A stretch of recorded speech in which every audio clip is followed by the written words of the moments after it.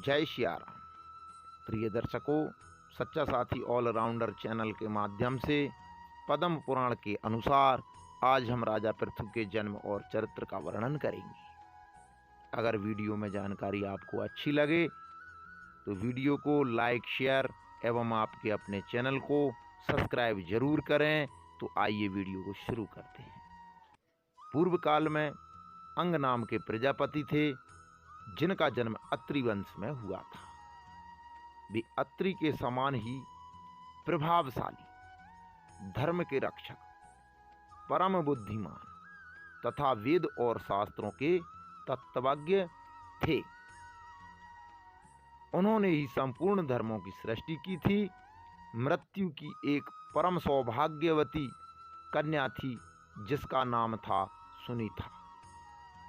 महाभाग अंग ने उसी के साथ विवाह किया और उसके गर्भ से बैन नामक पुत्र को जन्म दिया, जो धर्म का नाश करने वाला था। राजा वैन वेदोक्त सदाचरण रूप धर्म का परित्याग करके काम, लोभ और महामोहवश पाप का ही आचरण करता था। मद और मात्सर्य से मोहित होकर पाप के ही रास्ते चलता था। उस समय संपूर्ण द्वैज वेदाध्ययन से विमुख हो गए।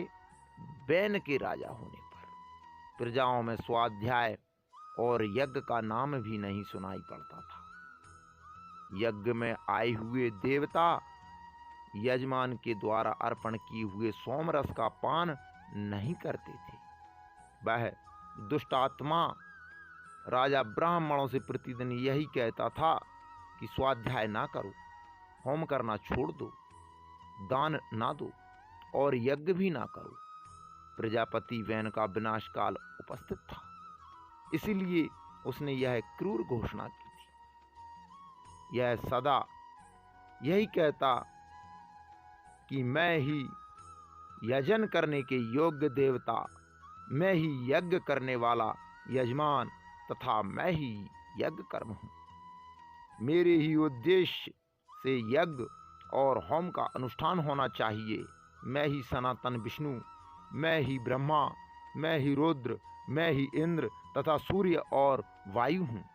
हव्य और कव्य का भोक्ता भी सदा मैं ही हूँ, मेरे सिवा दूसरा कोई नहीं है। यह सुनकर महान शक्तिशाली मुनियों को बैन के प्रति बड़ा क्रोध हुआ। वे सब एकत्रित हो उस पाप बुद्धि राजा के पास जाकर बोले, राजा को धर्म का मूर्तिमान स्वरूप माना गया है, इसलिए प्रत्येक राजा का यह कर्तव्य है कि वह धर्म की रक्षा करे। हम लोग 12 वर्षों में समाप्त होने वाले यज्ञ की दीक्षा ग्रहण कर रहे हैं। तुम अधर्म ना करो, क्योंकि ऐसा करना सत्पुरुषों का धर्म नहीं है। महाराज, तुमने यह प्रतिज्ञा की है कि मैं राजा होकर धर्म का पालन करूंगा, अतः प्रतिज्ञा के अनुसार धर्म करो और सत्य एवं पुण्य को आचरण में लाओ।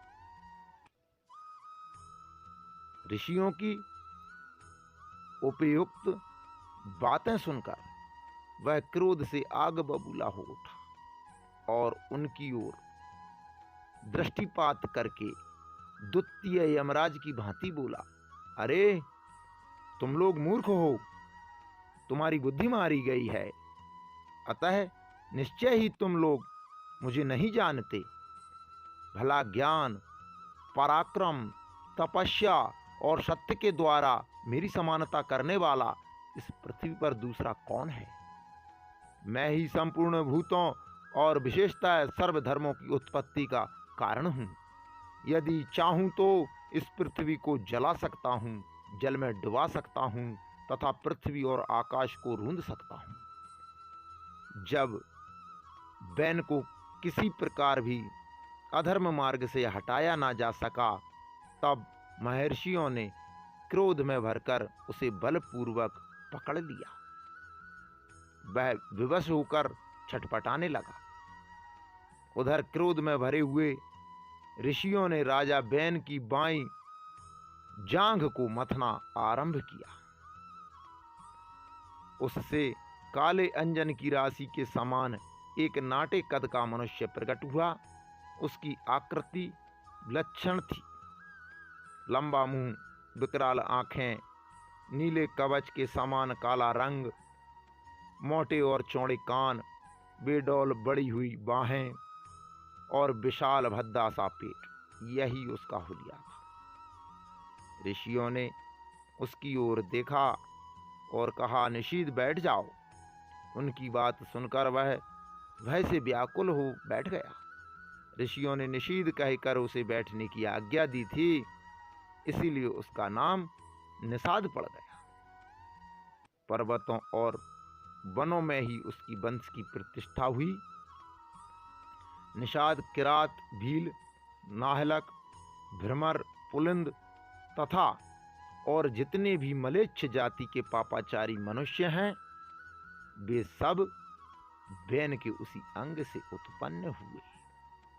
तब यह जानकर कि राजा बैन का पाप निकल गया, समस्त ऋषियों को बड़ी प्रसन्नता हुई। अब उन्होंने राजा के दाहिने हाथ का मंथन आरंभ किया।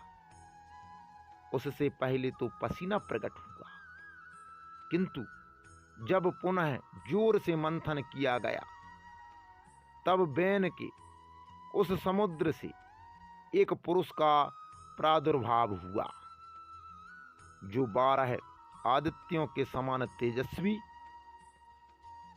उनके मस्तक पर सूर्य के समान चमचमाता हुआ मुकुट और कानों में कुंडल शोभा पा रहे थे। उन महाबली राजकुमार ने आजगव नाम का आदि धनुष, दिव्य बाण और रक्षा के लिए कांतिमान कवच धारण कर रखे थे। उनका नाम पृथु हुआ। वे बड़े सौभाग्यशाली वीर और महात्मा थे। उनके जन्म लेते ही संपूर्ण प्राणियों में हर्ष छा गया। उस समय समस्त ब्राह्मणों ने मिलकर पृथु का राज्याभिषेक किया। तदंतर ब्रह्मा जी, सब देवता तथा नाना प्रकार के स्थावर जंगम प्राणियों ने महाराज पृथु का अभिषेक किया। उनके राज्य में सारी प्रजा सुखी होकर आनंद का अनुभव करने लगी। उन महात्मा नरेश के भय से समुद्र का जल भी शांत रहता था। जब उनका रथ चलता, उस समय पर्वत दुर्गम मार्ग को छिपाकर उन्हें उत्तम मार्ग देते थे। पृथ्वी बिना जोते ही अनाज तैयार करके देती थी। सर्वत्र गौएं कामधेनु हो गई थीं। मेघ प्रजा की इच्छा के अनुसार वर्षा करते थे। संपूर्ण ब्राह्मण और क्षत्रिय देव यज्ञ तथा बड़े बड़े उत्सव किया करते थे। राजा पृथु के शासनकाल में वृक्ष इच्छानुसार फल देते थे। उनके पास जाने से सबकी इच्छा पूर्ण होती थी। देश में ना कभी अकाल पड़ता, ना कोई बीमारी फैलती और ना मनुष्यों की अकाल मृत्यु होती थी। सब लोग सुख से जीवन बिताते और धर्मानुष्ठान में लगे रहते थे। प्रजाओं ने अपनी जीवन रक्षा के लिए पहले जो अन्न का बीज बो रखा था, उसे एक बार वह पृथ्वी पचाकर स्थिर हो गई। उस समय सारी प्रजा पृथ्वी के पास दौड़ी गई और मुनियों के कथानुसार बोली, राजन, हमारे लिए उत्तम जीविका का प्रबंध करो। राजाओं में श्रेष्ठ पृथु ने देखा प्रजा के ऊपर बहुत बड़ा भय उपस्थित हुआ है। वह देखकर तथा महर्षियों की बात मानकर महाराज पृथु ने धनुष और बाण हाथ में लिया और क्रोध में भरकर बड़े वेग के साथ पृथ्वी के ऊपर धावा बोल दिया। पृथ्वी गाय का रूप धारण करके तीव्र गति से स्वर्ग की ओर भागी। फिर क्रमशः ब्रह्मा जी, भगवान विष्णु तथा रुद्र आदि देवताओं की शरण में गई, किंतु कहीं भी उसे अपने बचाव का स्थान ना मिला। अंत में अपनी रक्षा का कोई उपाय न देखकर वह बैन कुमार पृथु की ही शरण में आई और बाणों के आघात से व्याकुल हो उन्हीं के पास खड़ी हो गई। उसने नमस्कार करके राजा पृथु से कहा, महाराज, रक्षा करो, रक्षा करो। महाप्राज्ञ, मैं धारण करने वाली भूमि हूं, मेरे ही आधार पर सब लोग टिके हुए हैं। राजन, यदि मैं मारी गई तो सातों लोग नष्ट हो जाएंगे। गौओं की हत्या में बहुत बड़ा पाप है, इस बात का श्रेष्ठ ब्राह्मणों ने प्रत्यक्ष अनुभव किया है। मेरा नाश होने पर सारी प्रजा नष्ट हो जाएगी। राजन, यदि मैं ना रही तो तुम प्रजा को कैसे धारण कर सकोगे? अतः यदि तुम प्रजा का कल्याण करना चाहते हो तो मुझे मारने का विचार छोड़ दो भूपाल। मैं तुम्हें हित की बात बताती हूँ, सुनो। अपने क्रोध का नियंत्रण करो। मैं अन्नमयी हो जाऊंगी, समस्त प्रजा को धारण करूंगी। मैं स्त्री हूं, स्त्री अवध्य मानी गई है। मुझे मारकर तुम्हें प्रायश्चित का भागी होना पड़ेगा। यदि किसी एक महापापी एवं दुराचारी का वध कर डालने पर सब लोग सुखी हो जाते हैं और सुख से जी सकें तथा पुण्यदर्शी साधु पुरुषों को सुख मिलता है, तो एक पापिष्ठ पुरुष का विनाश करना कर्तव्य माना गया है।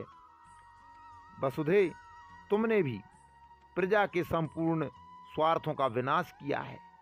इस समय जितने भी बीज थे उन सबको तुम पचा गई। बीज को हड़प कर स्वयं तो स्थिर हो गई और प्रजा को मार रही हो। ऐसी दशा में मेरे हाथ से बचकर अब कहाँ जाओगी? वसुंधरे, संसार के हित के लिए मेरा यह कार्य उत्तम ही माना जाएगा। तुमने मेरी आज्ञा का उल्लंघन किया है, इसलिए इन तीखे बाणों से मारकर मैं तुम्हें मौत के घाट उतार दूंगा। तुम्हारे ना रहने पर मैं त्रिलोकी में रहने वाली पावन प्रजा को अपने ही तेज और धर्म के बल से धारण करूंगा, इसमें तनिक भी संदेह नहीं है। वसुंधरे, मेरा शासन धर्म के अनुकूल है, अतः इसे मानकर मेरी आज्ञा से तुम प्रजा के जीवन की सदा हित ही रक्षा करो। भद्रे, यदि इस प्रकार आज ही मेरी आज्ञा मान लोगी तो मैं प्रसन्न होकर सदा तुम्हारी रखवाली करूंगा। पृथ्वी देवी गौ के रूप में खड़ी थी, उनका शरीर बाणों से आच्छादित हो रहा था। उन्होंने धर्मात्मा और परम बुद्धिमान राजा पृथ्वी से कहा, महाराज, तुम्हारी आज्ञा सत्य और पुण्य से युक्त है, अतः प्रजा के लिए मैं उसका विशेष रूप से पालन करूंगी। राजेंद्र, तुम स्वयं ही कोई उपाय सोचो जिससे तुम्हारे सत्य का पालन हो सके और तुम इन प्रजाओं को भी धारण कर सको। मैं भी जिस प्रकार समूची प्रजा की वृद्धि कर सकूं, ऐसा कोई उपाय बताओ। महाराज, मेरे शरीर में तुम्हारे उत्तम बाण धसे हुए हैं, उन्हें निकाल दो और सब ओर से मुझे समतल बना दो, जिससे मेरे भीतर दुग्ध स्थिर हो सके। और फिर राजा पृथु ने गौ रूप पृथ्वी के अंदर जितने भी बाण विधे हुए थे सबको निकाल दिया और जगह जगह भूमि को समतल बना दिया। तो प्रिय दर्शकों, ये थी राजा पृथु के जन्म और चरित्र की कथा। अगर इस वीडियो में जानकारी आपको अच्छी लगी हो तो वीडियो को लाइक, शेयर एवं आपके अपने चैनल को सब्सक्राइब अवश्य